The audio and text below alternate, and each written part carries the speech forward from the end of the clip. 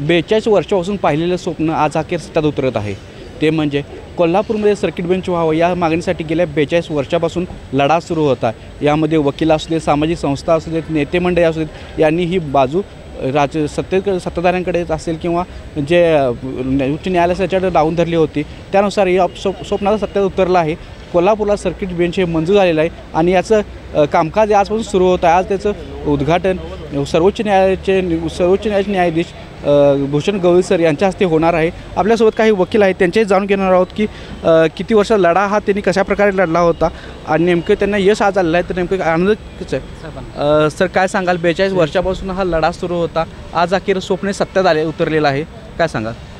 यामध्ये हे जे हायकोर्टचं सर्किट बेंच आलं तर ह्यामागे एका माणसाचा हात नाही, तर सर्व नागरिक कुठल्या 6 जिल्ह्यातले वकील संस्था, नंतर सामाजिक संस्था, नगरसेवक, पदाधिकारी, जिल्हा परिषद सदस्य, आमदार, खासदार या सगळ्यांचं हे टीमवर्क म्हणून यश आहे। त्यामुळे अमुक पक्षाचं केलं असा काही विषय नाही आणि हा सगळ्यांचा विजय आहे। त्यामुळे माझं असं म्हणणं आहे की ही जी गोष्ट आहे ही भले उशीर आहे, देर आहे, दुरुस्त आहे, पण ह्याच्या अगोदर बी आणखी एक 5-7 वर्षापूर्वी हे आलं असतं कदाचित। आणि ह्याच्यामुळे काय होणार आहे, इन्फ्रास्ट्रक्चर वाढून सगळ्यांना म्हणजे ज्याला काय म्हणतो जस्टिस ॲट बॉटम आणि दारापाशी आपल्याला न्याय जी संकल्पना आहे ती माननीय सुप्रीम कोर्टाचे प्रधान न्यायाधीश गवई साहेब यांनी ती खऱ्या अर्थानं शाहू महाराज नगरीत अंमलबजावणी आलेली आहे। त्यामुळं हा जो विजय आहे, विजयोत्सवच म्हणेन हा शाहू महाराज नगरीत, हा खऱ्या अर्थानं सर्व जनतेचा आणि जनतेनेच त्यांच्यावर फुलं उधळून किंवा सर्व माणसांनी येऊन जे आज जे चैतन्यमय दिवाळीसारखं वातावरण आहे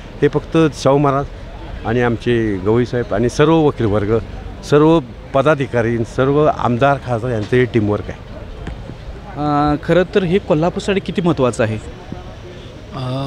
पहिली गोष्ट मी आपल्याला सांगतो की इथं शाहू महाराजांच्या काळापासून इथं हायकोर्ट होतं पूर्वी, त्याच ठिकाणी हायकोर्टची सर्किट बेंच आपल्या इथं आली, त्याबद्दल सर्वांचे मी आभार मानतो। या हायकोर्ट होण्यासाठी ज्या लोकांनी आजपर्यंत त्याग दिला, भरपूर शेतकरी कुटुंबातील लोक होते, त्यामध्ये नगरसेवक होते, आमदार, खासदार, या सर्वांनी मिळून हा एक लढा लढला आणि त्यानंतर आपल्याला हायकोर्टची बेंच मिळाली, सर्किट बेंच मिळाली। दुसरी गोष्ट, हा इतका महत्त्वाचं गोष्ट अशी झालेली आहे कोल्हापूर जिल्ह्यासाठी, त्यासोबतच कोल्हापूर आणि आजूबाजूचे जे काही जिल्हे आहेत 6 जिल्हे, त्या प्रत्येक सर्वसामान्य लोकांसाठी इतकी महत्त्वाची बाब झालेली आहे कोल्हापूरमध्ये की प्रत्येकाला न्याय आपल्याला कमी खर्चात इथं उपलब्ध झाला आणि हीच बाब सर्वात महत्त्वाची आहे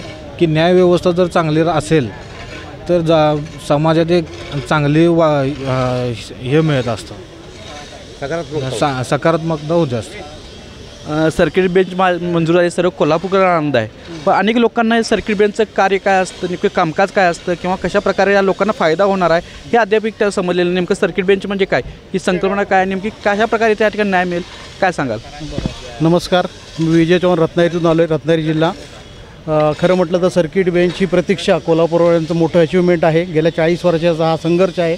रत्नागिरीवाल्यांसुद्धा इथून 2.5 ते 3 तासात आपल्याला आता नागपूर हवे होतो, त्यामुळे आणखी 2 तासात जवळचा प्रवास होईल, कारण मुंबईत प्रत्येकाला जाऊन प्रत्येकाचे केस जो अपिलाविरुद्ध द्यायचं असतं तर आपल्याला जाता येत नाही, परंतु ही कोल्हापूरमुळे आपल्याला सगळ्यांनाच ज्या 6 जिल्ह्यांना आहे पक्षकारांना संधी मिळालेली आहे। अतिशय चांगली सर्किट बेंच म्हणजे काय असतं तर आपण ज्यावेळेला अपिलेट कोर्टातून अपील करतो त्यावेळेला फुल कोर्ट जिथं असतं ते मेन कोर्ट हायकोर्ट असतं। हायकोर्टाच्या काही डिपार्टमेंट आपल्याला इथं जी न्याय देण्यासाठी सर्किट बेंच तयार केली जातात की त्यांना प्रॉपर पूर्ण फुल कोर्ट नव्हता, काही अंशी तुम्हाला इकडे खटले तुमच्या ज्युडिक्शनमधले जे कार्यक्षेत्र ते देऊन त्या केसेस चालवल्या जातात। अशा सर्किट बेंचची ही प्रथा आहे औरंगाबाद, नागपूर खंडपीठ आणि त्याबरोबर आज कोल्हापूर असं एक होतं आहे। त्यामुळं अतिशय चांगलं असं आणि हायकोर्टचे अतिशय धन्यवाद आणि त्याचबरोबर आपले सुप्रीम कोर्टाचे भूषण गवई साहेब यांचेही अत्यंत आभारी आहोत, कारण त्यांच्यामुळेच हे सर्व शक्य झालेलं आहे। आणि आम्ही आज आपल्या रत्नागिरी, कोल्हापूर, सिंधुदुर्ग, सातारा, सांगली या जिल्ह्यांसाठी एक चांगली अचिव्हमेंट झालेली आहे।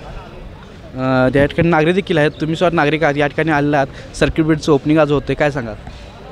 गोरगरिबी जनतेला न्याय मिळालेला आहे, कारण मुंबईला जाऊन केस खेळायची म्हणजे गरिबांचं परवडत जाणं होतं, त्यामुळं हा चांगला गोष्ट झालेली आहे। कोल्हापूरसाठी हा येत्या शिक्षण म्हटलं तर कोल्हापूरसाठी हा ऐतिहासिक क्षण असं म्हटलं तर कोल्हापूरचं ऐतिहासिक क्षण खऱ्या अर्थाने कोल्हापूरसाठी खरंच हा ऐतिहासिक क्षण म्हटलं तर चुकीचं ठरणार नाही. आणखी काही लोक आपल्या तुम्ही नागरिक आहात.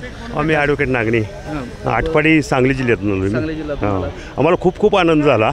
भूषण गवळी साहेब यांच्या हस्ते सर्किट हाऊसचं कोल्हापूरच्या बेंचचं उद्घाटन आज होतं आहे. खूप खूप आनंद झाला बघा. आणि बऱ्याच गरीब लोकांना येण्याचा जाण्याचा खर्च वेळ संपूर्ण वाचणार आहे आणि ग्रामीण भागाला विशेष इथं न्याय मिळणार जोरात.